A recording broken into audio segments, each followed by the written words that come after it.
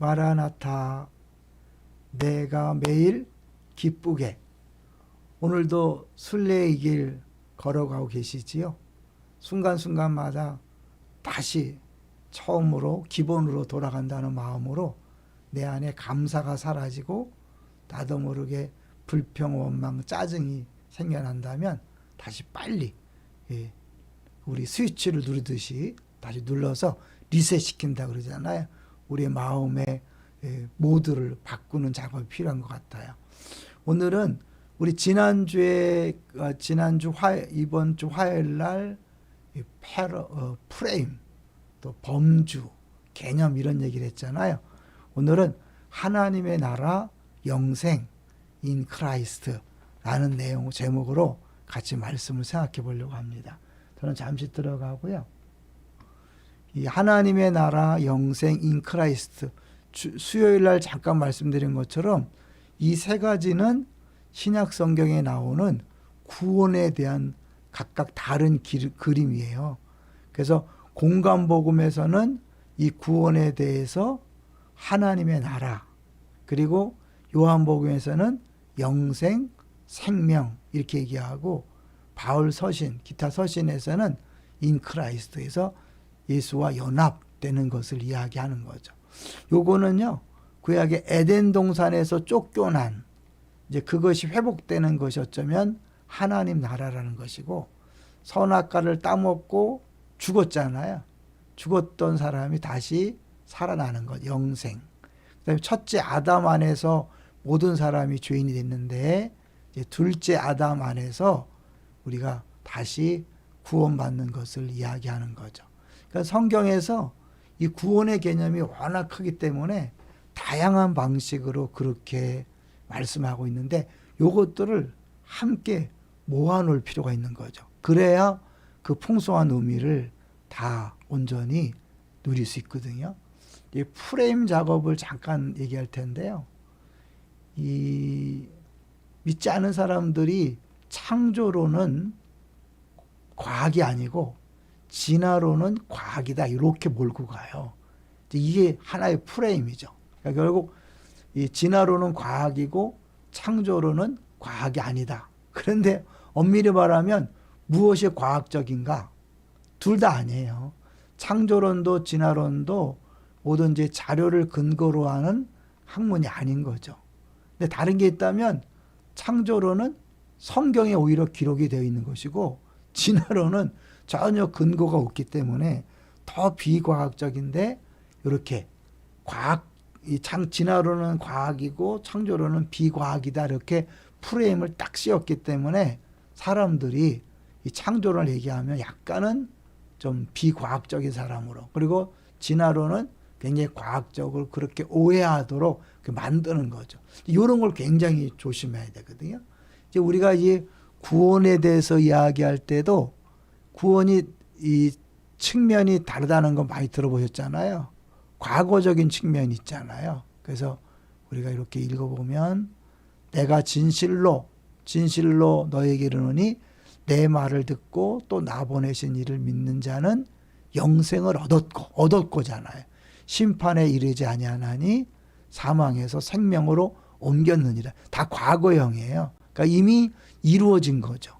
그런데 성경에서는 이것만 얘기하지 않고 빌립보서 2장 12절에 보면, 좀 오자가 나왔네. 그러므로 나의 사랑하는 자들아, 너희가 나 있을 때뿐 아니라 더욱 지금 나 없을 때에도 항상 복종하여 두렵고 떨림으로 너희 구원을 이루라. 그러니까 이거는 이루어진 것이 아니라 우리가 계속 이루어가야 될 내용이죠. 궁극적으로 우리의 구원의 완성은 언제 되는 거예요? 예수님 재림하실 때 다시는 밤이 없겠고 등불과 햇빛이 쓸데없으니 이는 주 하나님이 그들에게 빛이심이라 그들이 세세토록 왕노릇하려다. 우리가 예수님과 더불어 왕노릇하는 데까지 가는 것, 그것이 구원에 대한 전체 그림이거든요. 그래서 이 구원이라고 할 때 이 하나님 나라 영생 인 크라이스트뿐만 아니라 이렇게 과거적, 형제적, 미래적 구원을 얘기하고, 요 구원에 대한 그림을 구약 성경에서는 출애굽을 얘기하잖아요. 애굽의 종되었던 사람들이 벗어나는 자유를 얻는 거죠. 근데 단순히 광야가 아니라 가나안 땅에 들어가서 마음껏 자유를 누리면서 자기 땅을 기업 삼아 농사 짓는 풍성한 그것이 구원이다. 바벨론 포로에서 돌아오는 것도 구원이라는 개념이고요. 이거는 궁극적으로 십자가 부활로 인해서 죄의 노예에서, 죄의 종에서 벗어나서 죄에서 자유를 얻게 하면 그것이 구원이라는 거죠. 요거를 같이 모아놓는 것, 그것을 범주 작업이라고 하거든요.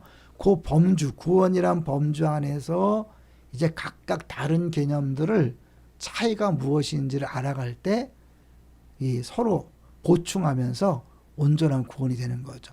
또 이거 들어봤죠? already, not yet. 많이 들어봤죠? 영어지만. 이미 이루어졌지만 아직 아니다. 한글로 이미 이루어졌다. 그러나 아직 완성되지 않았다. 그래서 우리는 신앙생활을 이미와 아직 사이에서 살아가는 약간 긴장 관계에서 살아가는 것이 구원이다라고 그렇게 이야기하는 거죠. 그런가 하면 구원은 뭐예요? 잔치에 비유하죠? 잔치. 그래서 풍성함. 이 잔치는 한마디로 누구나 배부를 수 있는 곳이잖아요. 풍성함이고 그걸 다른 말로 여호와는 나의 목자시니 부족함이 없다. 그래서 그것은 줄이지도 않고 목마르지도 않는다. 더 이상 요구사항이 없다. 이게 다 구원에 관한 거거든요. 근데 요거를 우리 수요일에 잠깐 봤지만 바이블 프로젝트에서 보면 딱 요렇게 일곱으로 이렇게 모아놓는 거죠. 요걸 범주 작업이라는 거거든요. 요렇게 해냈을 때, 나는 뭐뭐다 7번, 나다 7번의 표적. 그래서 한눈에 볼 수 있도록 하는 게 범주 작업이고, 그것을 이제 구체적으로 하나하나 개념 정리를 하는 것이 개념 작업이라는 거죠. 그러니까 우리가 사실은 이게 사방에서 많이 이렇게 흩어져 있는 것들을 한 군데 모으는 작업을 할 때 명확한 이해가 되거든요. 우리가 명확한 이해가 될 때 그것이 진짜 아는 것이고 진짜 알 때 내 삶 속에 적용이 되는 거죠. 우리가 성경대로 살지 못하는 많은 이유 중에 하나는 뭐냐면 정확한 개념을 모르는 거예요. 그러니까 내 것이 안 되니까 다른 것이 나를 지배하는 거죠. 성경보다는 TV에서 본 것, 영화에서 본 것, 또 내가 책에서 본 것, 세상 사람들이 말하는 것, 이런 것이 더 나를 지배하지 성경이 나를 지배하지 않거든요. 성경은 진리잖아요. 그 진리를 알지니 진리가 너희를 자유케 한다.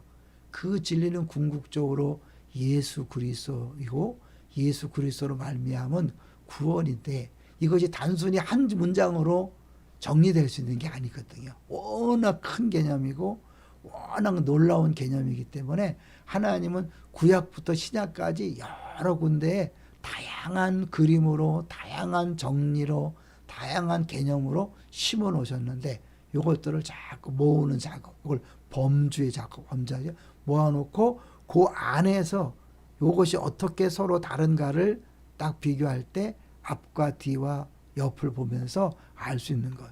제가 이제 굳이 사진들을 5개를 이렇게 해놨는데요. 이게 다 이번에 성맥 12기 증도 여행에서 찍은 사진이에요. 근데 사실 이거를 따로따로 보면 다 다르지만 요거를 같이 놓고 했을 때 그 여행이 얼마나 풍성한가를 다 볼 수 있잖아요. 그런 의미에서 우리가 지금까지 알고 있던 것들을 자꾸 개인적으로요. 자꾸 한번 모아보세요. 그리고 연결을 시켜보세요. 내가 들었던 설교와 강의와 또 성경 읽기에서 들었던 것들을 내 나름대로 한번 정리해보는 거예요.